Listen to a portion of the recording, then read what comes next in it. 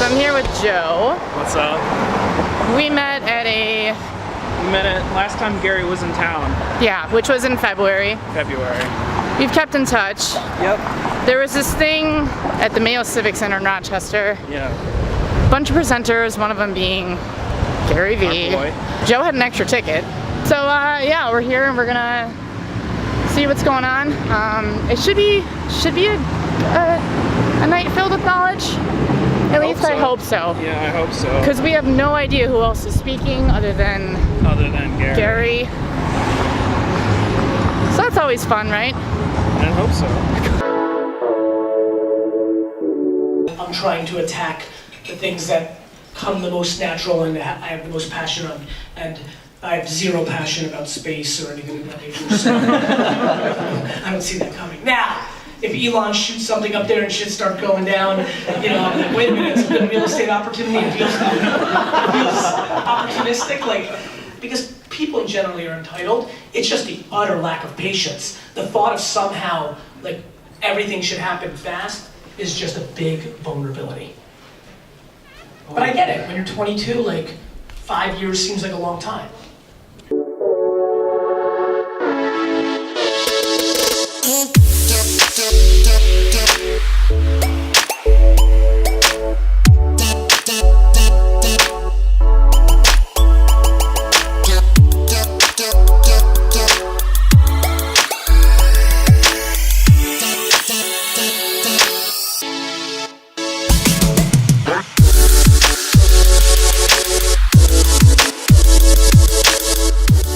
Gain from one another, and I think we're going to be a better place if we can do that. You're 100,000% right. Of course. But you just are. I think it's so much more macro than that. I'll be very honest with you. I wish on all my health and my family's health that the biggest issue of us not getting along right now was boomers versus millennials. I know. I mean it. Like, I'm being facetious. But no, it's an underlining thing. I mean, I'm watching boomers shit on millennials when they're the ones that created those millennials. Like watching parents, and now we're using generational stuff, but like I'm watching a 52-year-old complain to me about his son and daughter when the entitlement that 52-year-old created is the reason the kid is not working hard, because you're subsidizing the kid. Everyone's full of shit. You've got 26-year-olds who are entitled but trying to act like they're winning, but they're taking a paycheck from their parents because their parents are paying for half their rent. Yes. The parent is paying for half the rent because the parent wants to keep up with the Joneses and tell the neighbor, Johnny's doing great, look how nice his apartment is. This comes down to one basic thing.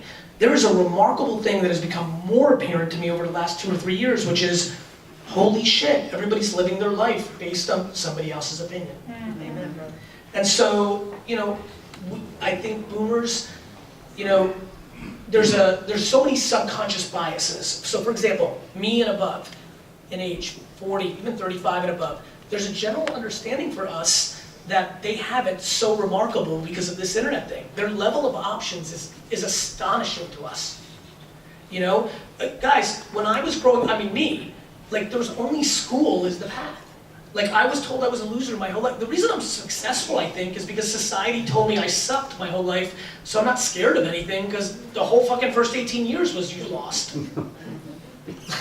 So adversity is the foundation of success. Like super easy not to like deal with it. So I think that I would love for people to have more dialogue with each other. I see, to your point, what probably resonates for you is I have enormous beliefs in both generations and a very big.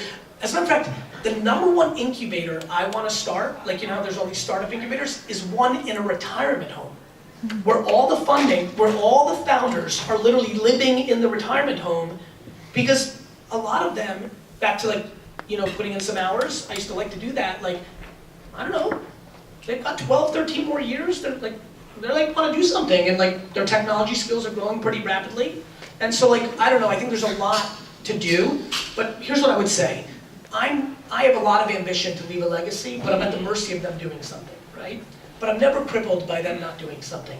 I would tell you one at-bat at a time, right? Like during this event, you find 2 or 3 people, maybe 2 or 3 kids come up to you and you just build one relationship at a time. I'm very, very patient on this. Thank you. Thank you.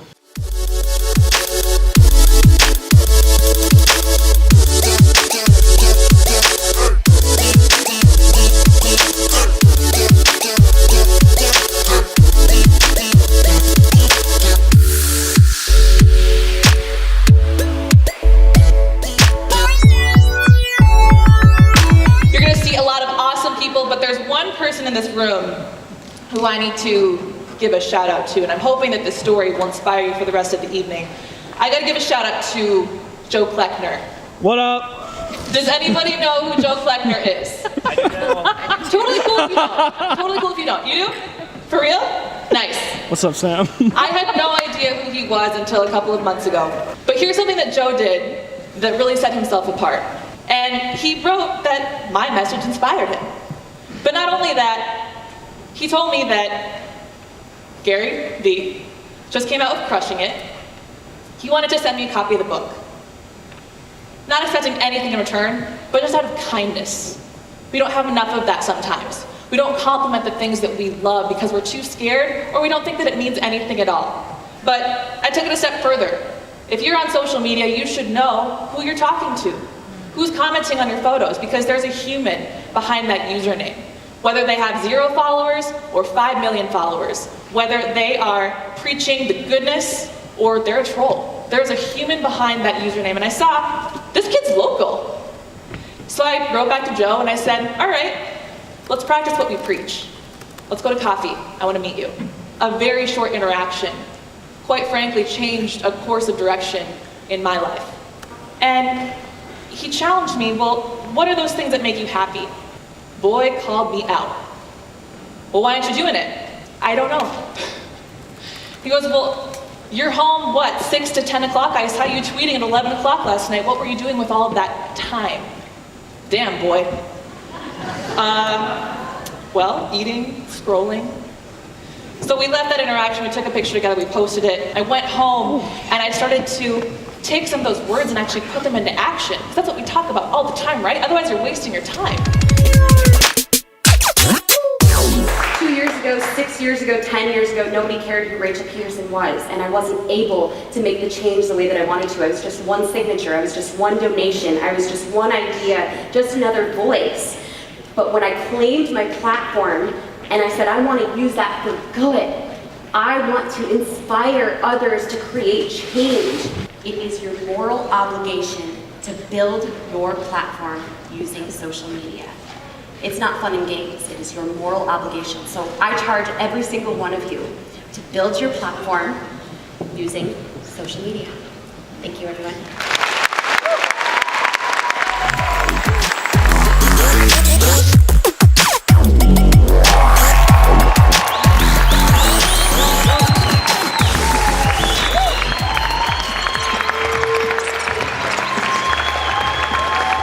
So there's several different things running through my mind, but let me start with this because I want to get a sense for the audience. How many people here are entrepreneurs? Raise your hand. Very nice. Yep. Thank you. Quite a bit. Working in a small business? Very nice. Corporate jobs? Right? Everyone's like, man, fuck. Awesome. That's what I needed. Okay. So looking at the hands, here's where I want to go this evening. I think the biggest thing that is on my mind as I stand here tonight, and I appreciate the wonderful welcome, is including myself, and fuck, I spend every minute trying to understand all of this. I think that everybody in here is underestimating how special this era is. Whether you're a young kid and never knew a non-internet world, whether you're my age, 42 or above, and you understood it because we grew up without it, even the people that can appreciate it because we grew up without it, I don't think are really understanding that this internet thing is, no question, the biggest change in the human race ever. I guess the thing that I think about is how many 11-year-olds are making $1 million a year selling slime on Instagram? A lot, like hundreds. At the same token, the top 1% earners in America financially start at 400,000, 400-something thousand a year, right? So you hear about Instagram or an 11-year-old making $1 million, right? Like, it's crazy to me what runs through all the SMBs, small businesses and entrepreneurs in here. Like, $1 million is like waking up. Like, making $1 million or having $1 million business, that's just kind of like normal. Like, the way this room this state, this country, the game thinks about building $1 million business is like, oh, one in every other one of us, 50% of us are gonna do that, yet it's 1%. There's a term in startup land or in business world called the last mile. It's this big debate of like how we're all gonna get everything delivered to us within an hour, right? Is it gonna be Amazon? Is it gonna be Uber? Is it gonna be Postmates? What I don't think people understand is 7-Eleven is actually out of business in the next 15 years, 20 years because of the last mile. You need deodorant or a fucking 20-ounce Mountain Dew, you're gonna press a button, it's gonna be in your fucking house or office in a second. So what I think I've done really well in my career by launching a wine business on the internet in 1996 when people told me the internet itself was a fad, or buying Google AdWords when nobody even knew what a search engine really was, or when I started a wine show on YouTube in the first 6 months it existed, or went all in on social media when everybody shit on social media. I was there. I remember what everybody thought about Twitter and how stupid it was. Or that Facebook was a college thing, blah, blah, blah, blah, blah, blah, blah, is that we are bad at understanding the present and the future, and we love to put the past on a pedestal. We demonize the current and the future. And so in all these changes, in all of this stuff that is going on, the thing that's most fascinating to me and the thing that I want to talk to you about is that this, like doing the right thing and gratitude and honor and all this propaganda that I push is actually more valuable than ever, because let me tell you what the internet's gonna do. And I've been saying this for a long time, and I feel like people finally are starting to believe me because of the Me Too movement and many other things. The internet is going to expose all of us. Our society has been groomed and has lived in the shadows of our society. Our institutions, our beliefs, this has all been sustained by the darkness. Who's got a smartphone? Raise your hand. Actually, who doesn't? Hold on. Dude, seriously, in the yellow, you don't? Please come up here. I need to see you. Hello. How are you? What's your name? Rod. Rod. So Rod, where are you from? Rochester. Let's clap it up.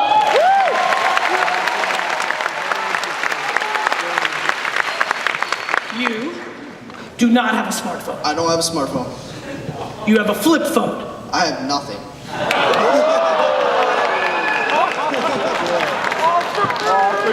I have a tablet, but I don't use it as a phone. So, Thursday afternoon, you're leaving work, like, you don't have a phone. Right. And now, you once had a smartphone and you've started fighting the system. Yes. Why are you fighting the system? Because I believe talking to people and getting to know people is a lot more powerful than talking to somebody on the internet. So, real quick though, doesn't that mean that some other human has to exist that doesn't have a phone? I understand. Guys, this is a national treasure. Let's clap it up for this pioneer.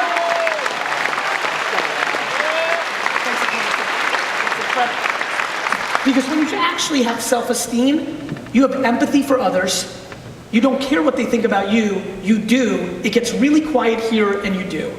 And I can't implore this audience enough to realize that Facebook and Instagram right now is so remarkably underpriced in its ability to change the outcome of your business, your dreams, your mission, your name, and that a lot of people here have opinions about what to do on Facebook and Instagram, how good or bad does it work, but you've never used it.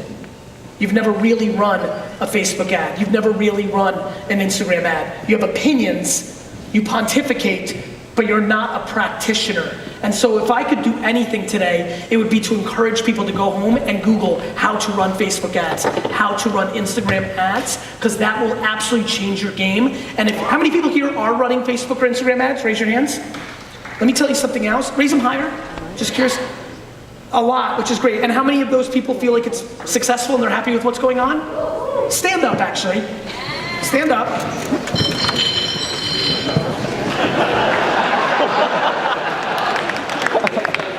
You could sell that bottle for 10 cents.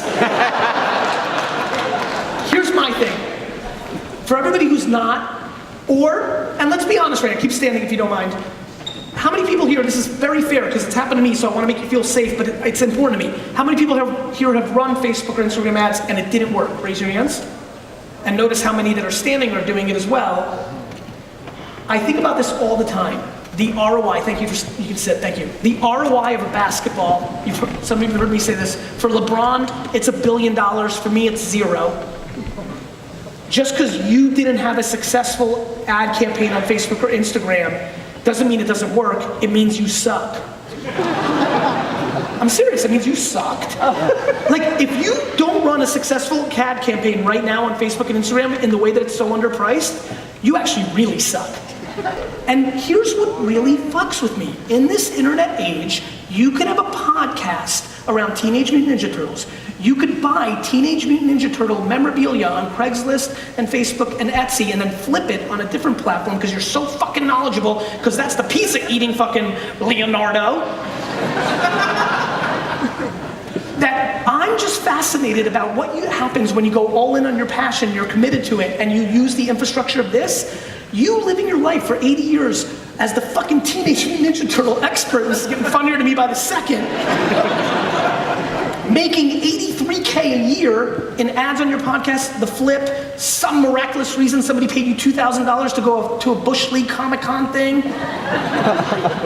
That person making $62,000 a year, being the fucking TMT fucking expert, versus them making $77,000 a year, being an admin in a company where they hate their life 9 to 5, that delta is something I will go to the grave on because it is what I want to articulate to everybody, the unbelievable level of practicality to do shit around stuff you like. And here's the big part.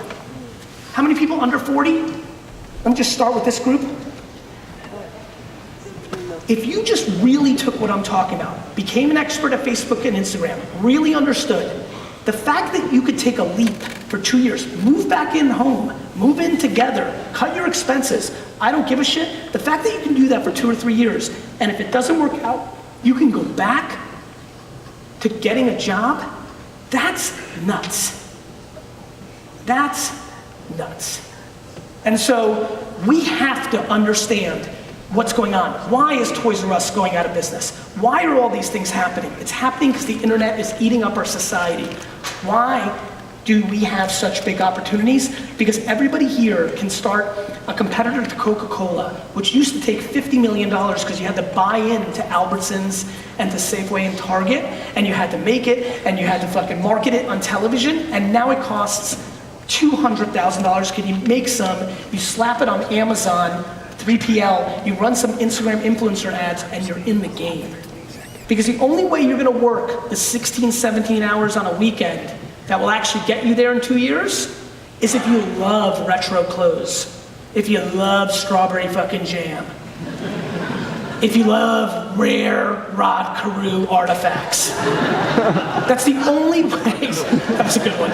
And so I am super excited about the time that we're living in. I love what's going on. I love that the big companies are losing. I love that the establishment is in trouble. I love it because I think it's gonna be better. I think we're all gonna be happier.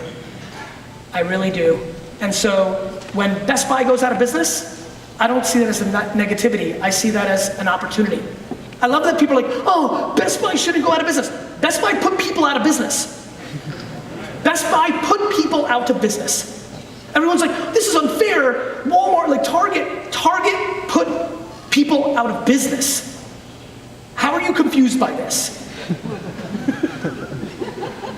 All of a sudden, this was the moment to stop capitalism? Like, because Target's here?